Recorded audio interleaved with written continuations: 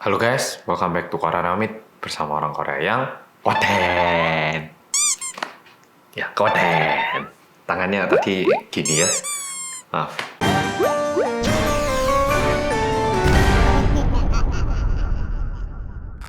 Hari ini aku membawakan beberapa cerita singkat, jadi bukan cerita yang panjang tapi satu, tapi beberapa yang singkat.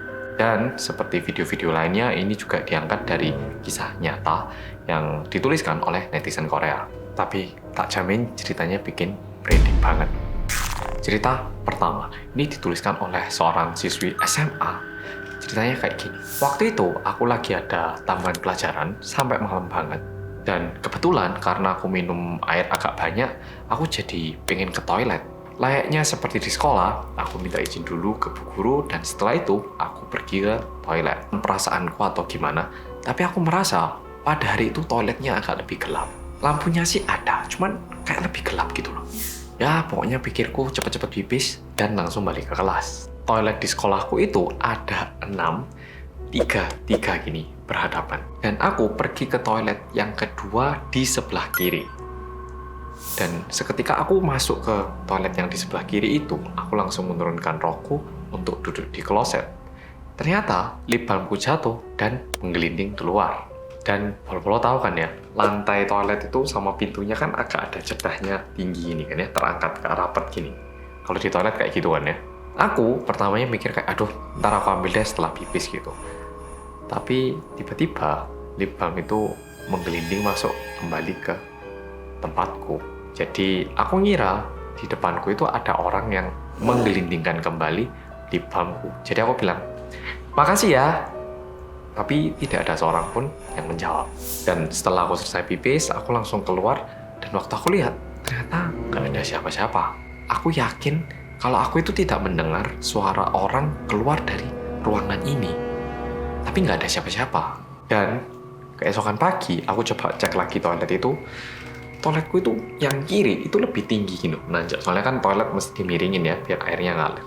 Jadi nggak mungkin sebenarnya lip balm yang satu ke sini balik kembali sendiri. Tapi ya katanya toilet di sekolahan itu banyak banget yang menghuni. Dan sejak hari itu, siswi ini tidak mau pergi ke toilet yang ada di sekolah di malam hari. Oke, follow yang masih sekolah gimana? Merinding nggak? Kalau merinding bilang apa? Rinding dong. Oke, cerita kedua. Cerita kedua ini dari mahasiswa laki-laki. Jadi ya mungkin lebih muda dari aku, tapi mirip-mirip lah ya. Aku pernah ikut language course di Kanada waktu semester 3 untuk selama 3 bulan.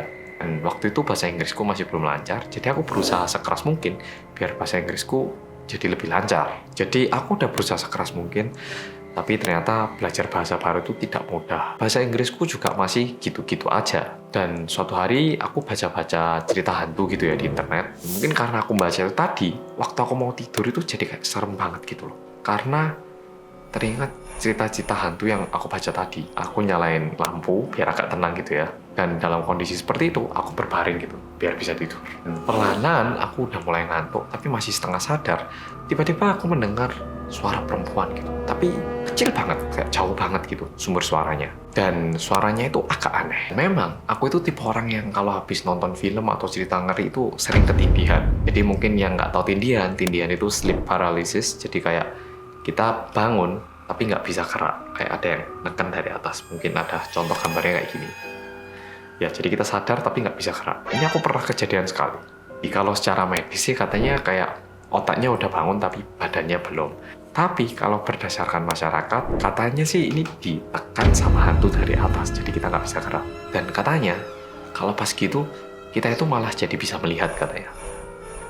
Oke, jadi kembali lagi ke cerita. Lagi-lagi aku ketindihan.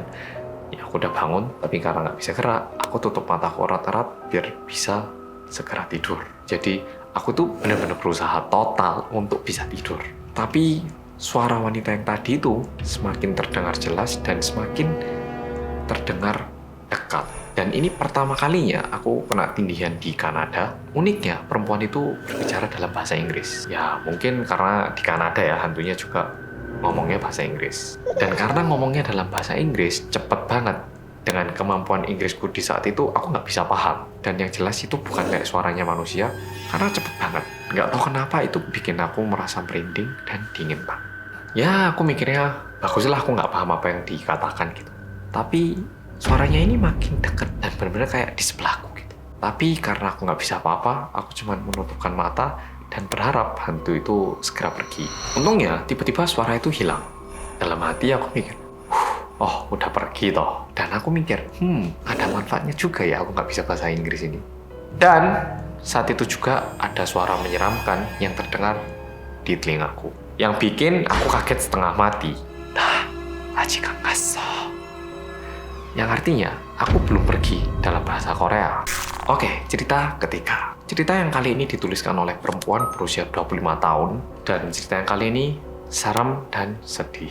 Waktu itu, aku baru masuk kuliah. Kebetulan karena sakit pinggangnya nenekku itu kambuh, akhirnya aku dan mamaku menemani nenekku untuk pergi ke rumah sakit. Karena nenekku harus menerima berbagai pemeriksaan, jadi waktu yang dibutuhkan juga cukup lama. Seperti yang kita tahu, kadang rumah sakit juga banyak orangnya. Jadi dari rumah sakit disarankan untuk satu aja pendampingnya yang menemani neneknya.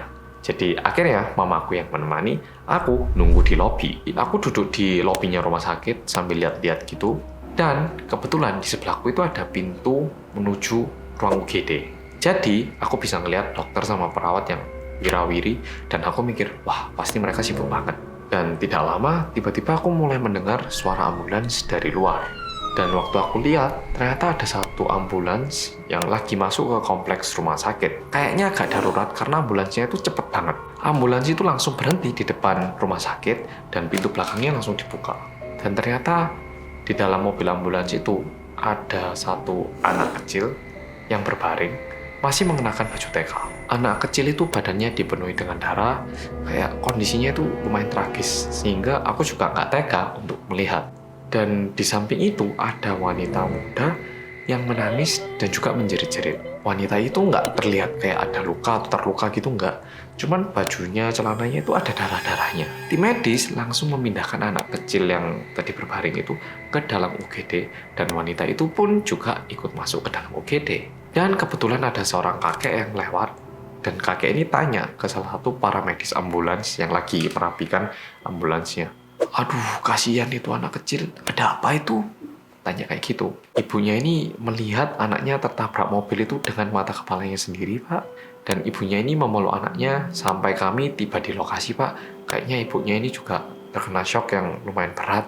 Kakek itu menjawab, aduh, kasihan ya, sambil menggeleng-gelengkan kepala. Jadi ternyata wanita muda itu adalah ibunya.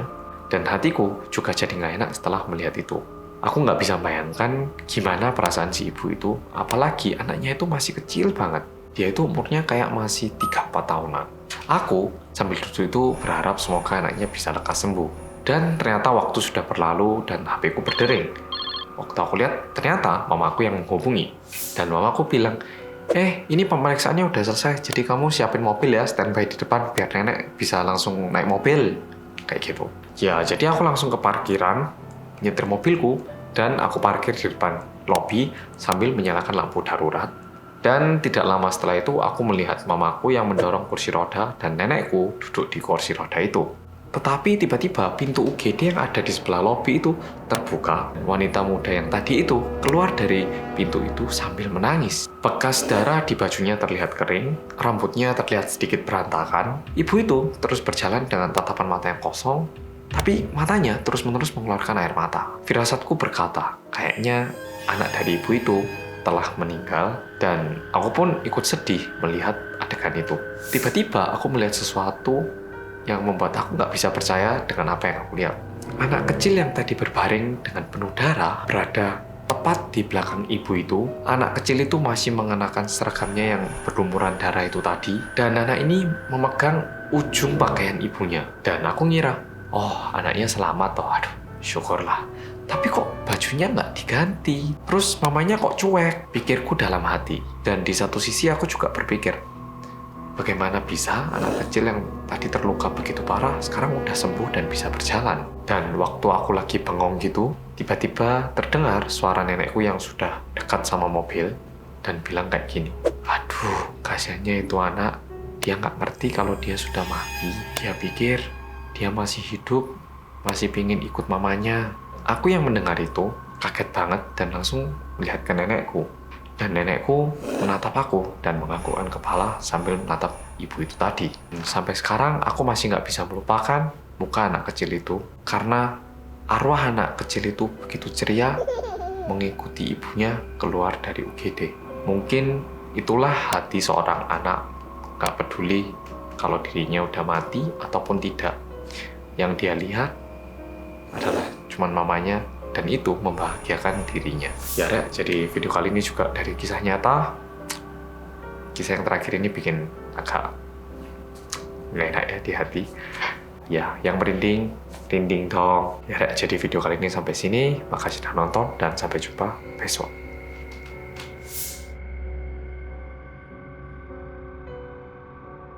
Cerita KPBK yang pertama ini ada hubungannya sama kamar mandi, yaitu mulai mencuci rambutnya sambil menutup matanya. Terus waktu dia mulai bilas rambutnya, dia itu mulai meraba dinding toiletnya untuk membuka pintu.